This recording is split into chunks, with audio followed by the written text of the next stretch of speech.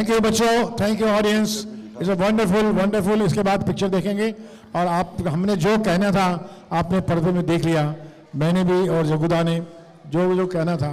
मीनाक्षी ने भी आपको मैसेज भेजा। आज हमें बहुत खुशी है कि नई जनरेशन भी आज इस फिल्म को देख रही है और आपको पता लगेगा कि कहानी कैसे बताई जाती है। मैं एक बात कहना चाहता हूँ यहाँ के बैठे हुए बच्चों से कि आपने देखा होगा जैकी श्रॉफ ने अपने एवी में क्या कहा कि मैंने एक ही बात सीखी कि दूसरे की बुराई मत करो, बड़ों का आदर करो और अपने आप से सच्चे रहो, यही सफलता का एक मार्ग है। तो आपको भी मैं सफलता के लिए ब्लेसिंग देता हूं। आप भी एक दिन बहुत बड़े सितारे बनेंगे अपने अपने क्षेत्र में। My blessings are with you. Thank you. बड़े कुछ बोलने का नहीं, आप लोग आए ले, अच्छा लगा।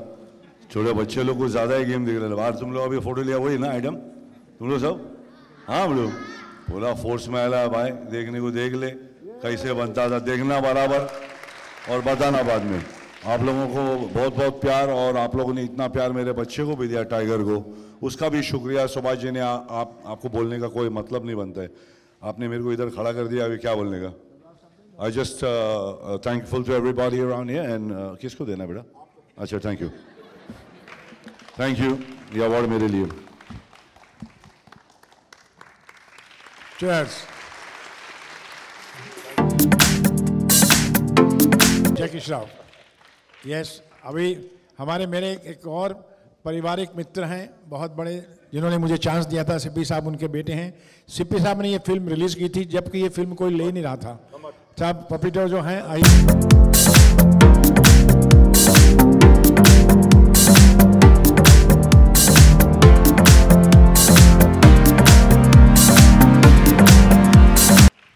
Thank you very much.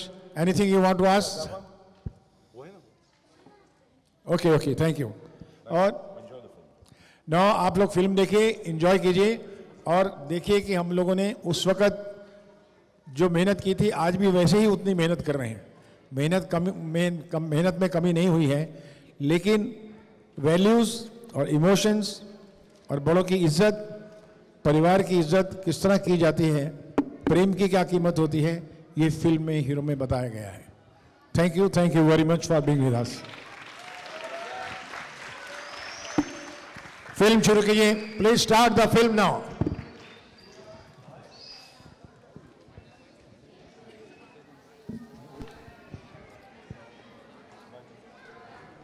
जी वालों का कहाँ है? जी वाले हैं? जी वाले कहाँ हैं? उसको बुला लो ना, फिर वो बाद में कहेगा मुझे भी बोलना।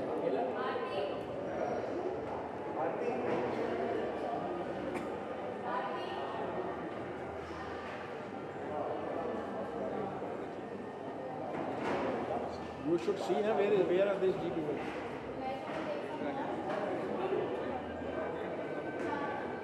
They are there.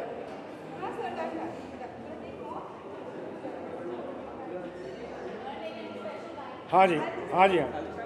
नहीं हो गया। हाँ जी बोलिए। आज 30 हो चुके हैं, क्या कहना चाहिए? 35 इयर्स के बाद रिलीज किया जा रहा है, तो क्या मेमोरी रिविजिट हो रही है, कुछ शेयर करना चाहेंगे आप मूवी के बारे में?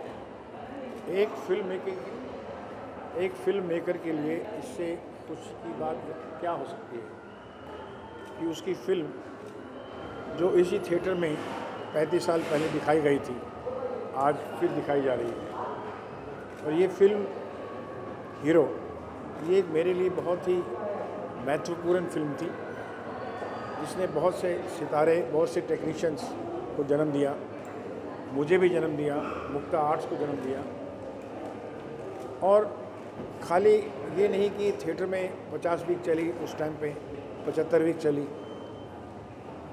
बड़े पर्दे पर चली, लेकिन मुझे खुशी इस बात की है कि 34 साल तक ये छोटे पर्दे पे भी चलती रही, टेलीविज़न पर भी चलती रही। हर हफ्ते अगर आप देखें, हर महीने देखें, तो हीरो फिल्म जो है दिखाई जाती है। तो इसका मतलब फिल्म जो है वो 35 साल तक हटी नहीं, वो डटी रही। उसके पीछे क्या राज हो सकते हैं?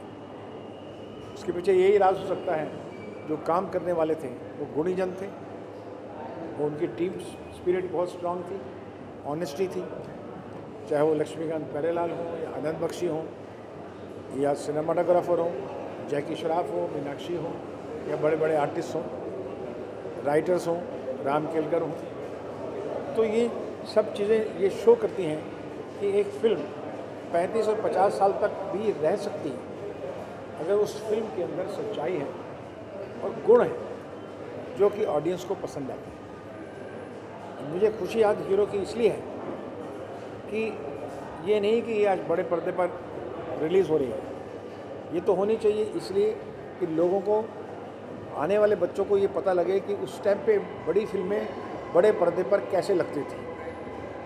छोटे पर्दे पर तो देख रहे हैं, लेकिन बड़े पर्दे पर कैसे लगती थी, इसके लिए हमने ये जो है अभियान चलाया है कि हर हफ्ते एक क्लासिक फिल्म दिखाई जाए, ताकि बच्चों को समझ आए कि वो जो फिल्में थी वो बड़े पर्दे पर इस तरह से इम्पैक्ट लेकर आती थी।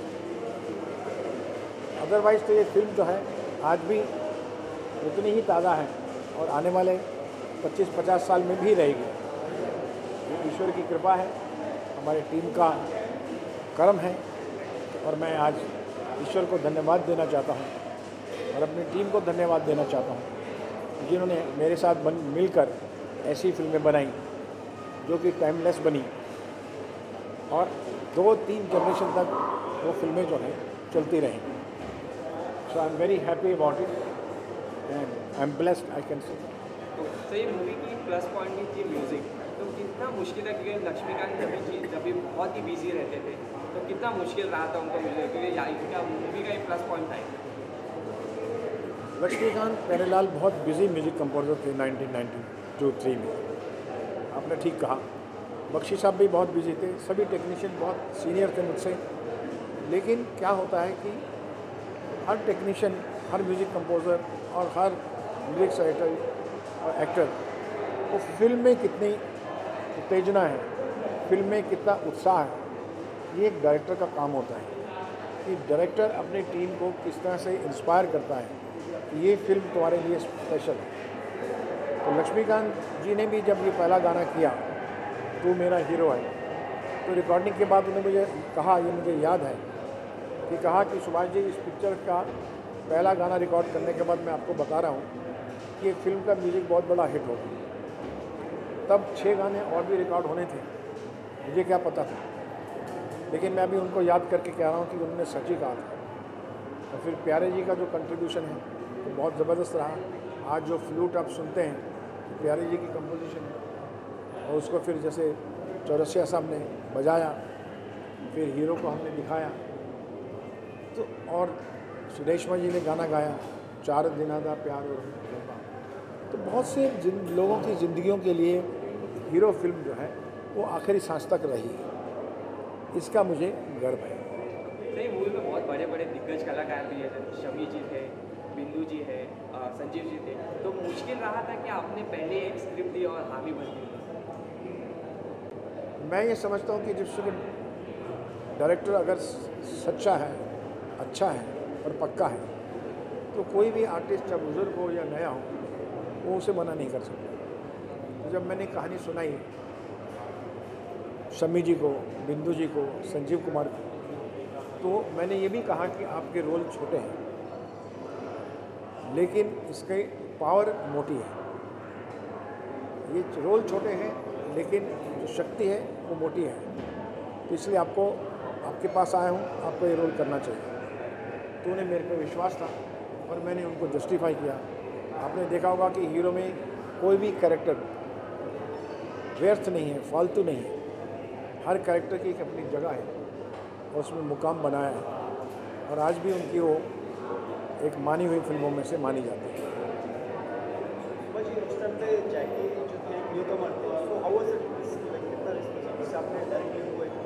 जैकी श्रॉफ न्यू कमर तो थे, न्यू कमर भी थे और नॉन एक्टर भी थे।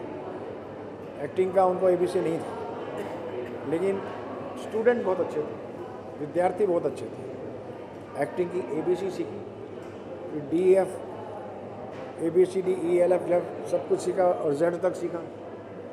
तो विद्यार्थी पे बहुत डिपेंड करता है तो सीखते ही सीखते वो अच्छे एक्टर बन गए इसी, और आज वो भी अच्छे स्टार हैं और उनका पुत्र टाइगर श्रॉफ भी एक बहुत बड़ा स्टार है। सर आपने बहुत सी मूवी बनाई, अगर आपकी कोई एक मूवी आप रीमेक करना चाहें तो कौन सी होगी? मेरी सारी फिल्में हैं जितनी बनी हैं, वो फिल्म इंडस्ट्री के बहुत से डायरेक्टर्स मेरे पास आते हैं कि वो रीमेक करना चाहते हैं, क्योंकि ये बात ज़रूरी है कि मैं तो रीमेक नहीं करूँगा, क्योंकि वो मेरी रचना है, मेरी क्रिएटिविटी है। मैं अगर फिल्म डायरेक्ट करूँगा तो एक नई फिल्म होगी, लेकिन क्योंकि प्रोडक्शन हाउस है, मैं प्रोड्यूसर भी हूँ, तो अगर दूसरे डायरेक्टर आते हैं और इसको रीमेक करना चाहते हैं तो मोस्ट वेलकम। और आपको पता भी है कि एक कर्ज फिल्म भी बन चुकी है और हीरो भी बन चुकी है, और आप फ़र्क देख सकते हैं, कई बार वो अच्छी भी बना सकते हैं फिल्म, कई बार नहीं बना सकते। तो रीमेक में तो दोनों रिस्क होते हैं, कभी कभी उससे बेहतर बनती है, कभी कभी उससे बेहतर नहीं बन पाती है। लेकिन रीमेक के लिए मुझे सारी फिल्मों के लिए ऑफ़र आता है और मैं सोचता हूँ कि इसको बनाने वाला कौन है। तो ये इंडस्ट्री में बहुत सी सारे स्ट्रगल है और आपसे बेहतर कोई टीचर नहीं है सिखाने के लिए, तो आपके लिए एक मैसेज कोई जो स्ट्रगल कर रहे हैं या सीखना चाहते हैं एक्टिंग? मैं ये कहना चाहता हूँ कि जो एक्टिंग सीखना चाहते हैं आज के समय में, पहले समय में क्या एक फिल्में थी, आज सब कुछ है, टेलीविज़न है, शॉर्ट फिल्म्स हैं, यूट्यूब है, तो एक्टरों की डिमांड तो बहुत है, लेकिन एक्टर होना बहुत ज़रूरी है। मैं सभी एक्टर बनने वाले लोगों से ये कहूँगा कि सिर्फ एक्टिंग पे ज़्यादा फोकस कीजिए, ग्लैमर पे नहीं, बॉडी पे नहीं, डांस पे नहीं, एक्शन में नहीं। अगर एक्टर बनना चाहते हैं तो एक्टिंग, डॉक्टर बनना चाहते हैं तो डॉक्टरी, मेडिसिन, है ना, लॉयर बनना चाहते हैं तो लॉ, और एक्टर बनना चाहते हैं तो एक्टर पे मेहनत करो, उसकी प्रैक्टिस करो। आजकल बच्चे क्या है, डांस की ज़्यादा प्रैक्टिस करते हैं, जिम की ज़्यादा प्रैक्टिस करते हैं, लुक की ज़्यादा, गॉगल लगा के घूमते रहते हैं, वो छोड़ दो। वो सब तुमको पहनाने वाले प्रोड्यूसर डायरेक्टर मिल जाएंगे, पर आपको एक्टिंग आना पहले बहुत ज़रूरी है। थैंक यू आपकी म्यूजिक बहुत अच्छी रही है, एवरी मूवी। सो आप खुद कंडक्ट करते हैं अपार्ट फ्रॉम द म्यूजिशियन? मैं ये कहूँगा मैं कंट्रीब्यूट करता हूँ। कोई भी म्यूज़िक कंपोजिशन जब होती है, चाहे वो लक्ष्मी जी हों या रहमान साहब हों या नदीम श्रावण हों, उनके साथ काम किया, तो मैं उनको अपनी कहानी के अनुसार जो मेरा मूड है और किस तरह की ट्यून होनी चाहिए, तो वो 2-4 बनाते हैं ट्यून और उसमें से मैं सेलेक्ट करता हूँ। मैं हमेशा उनको बोलता हूँ कि आप इस मूड से 3-4 ट्यून बनाइए, लेकिन उस ट्यून को सेलेक्ट करना का अवसर वो मुझे देते हैं। तो सर आपके पास ऑलरेडी अपना एक विजन होता है? हाँ, मेरा विजन होता है उस जी, कि मैं इस तरह का म्यूज़िक चाहता हूँ, इस तरह की ट्यून चाहता हूँ, इस तरह के लिरिक्स चाहता हूँ। फिर वो प्रोफेशनल लोग होते हैं, वो समझते हैं, फिर वो 2-3 ट्यून बना के देते हैं, उसमें से एक मैं सेलेक्ट करता हूँ, चाहे वो फ्लूट की ट्यून हो या पियानो की ट्यून हो या गाने की ट्यून हो। तो इस तरह से आप कह सकते हैं कि मेरा कंट्रीब्यूशन अपने आप में एक रहा है। Thank you. Thank you sir.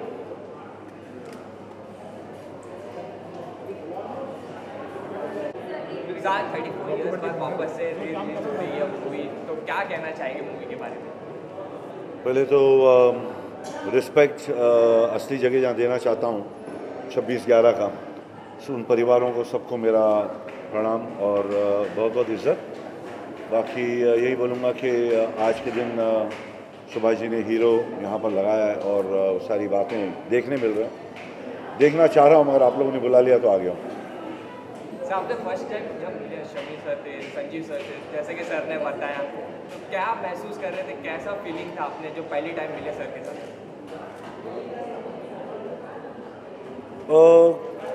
Normal था, कोई मतलब काम के लिए बुलाया है किसी ने और मैं जा रहा हूँ मिलने, मालूम नहीं था क्या है क्या नहीं है। मैं विलन का रोल कर चुका था, जब वहाँ पर गया और उन्होंने बताया कि हीरो का रोल है तो मैं बोला हाँ संभाल लेना, मैं क्या बोलूँ। जब आपको ये रोल ऑफर हो तो क्या माइंड में क्या चल रहा था उसमें? जी, जब ये रोल आपको ऑफर जी, तो क्या माइंड में क्या चल रहा था? माइंड में कुछ नहीं चल रहा था बेटू, मेरे कुछ समझ में नहीं आ रहा था। मैं सोच रहा था कैसे करूँगा, रोल तो मिल गया है, अब करेंगे कैसे भाई। सर एक कोई मेमोरी जो आप शेयर करना चाहिए मूवी की? अभी जो गाना चल रहा था उसी का कर लेता हूँ। निंदिया से जागी बाहर, मीनाक्षी जी को 104 फीवर था। सुबह 5 बजे उनको वेक कॉल दिया गया और 6:30 बजे ठंडे वाटरफॉल में रखा और उनकी जो उनका डेडिकेशन, उनका डिसिप्लिन जो था वो देखा और समझ में आ गया कि भाई 104 फीवर हो या 5 हो, सुबह ऊटी में वो ठंडी में पानी में बैठ के निंदिया से जागी बाहर करना बहुत मुश्किल बात है। अच्छा सब लोग इधर ही आ गए, पिक्चर देख रहा था, क्यों तुम लोग ज़बरदस्ती का अक्कल तो है नहीं, 2 पैसे का अक्कल नहीं, पिक्चर देख रहा उसने बुला के पब्लिक को इधर बुला के, कुछ अक्कल नहीं, सोचना नहीं। हाँ जा क्या बे हीरो फिल्म से लेके अब तक का सक्सेस है तो किसको श्रेय देना चाहेंगे आप? श्रेय तो जिनने मुझे इंडस्ट्री में लाया सुभाष जी, उनको दूंगा। बाकी माँ की दुआ और अपना काम और आप लोगों का प्यार आप लोग को दूंगा, जो मेरे जैसे को एक्सेप्ट करा आप लोगों ने। बाकी क्या, बस कान पकड़ता हूँ, जहाँ था वहाँ से कई कदम आगे हूँ। गाड़ने वाले सुभाष जी, उगने वाला मैं, निकल रहे।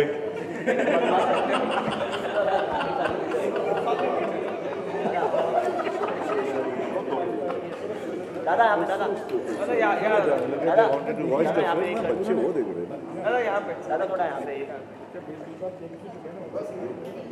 अरे भाई या दादा, थैंक यू दादा।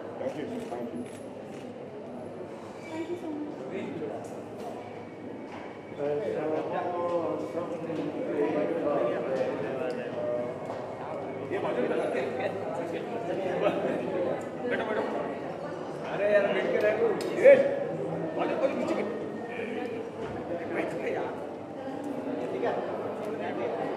आप ही रहेगा।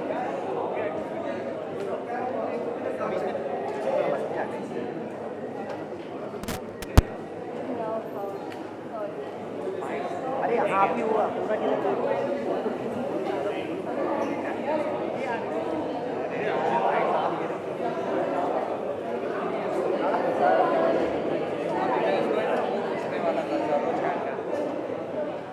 बोला था ना, तो वो हम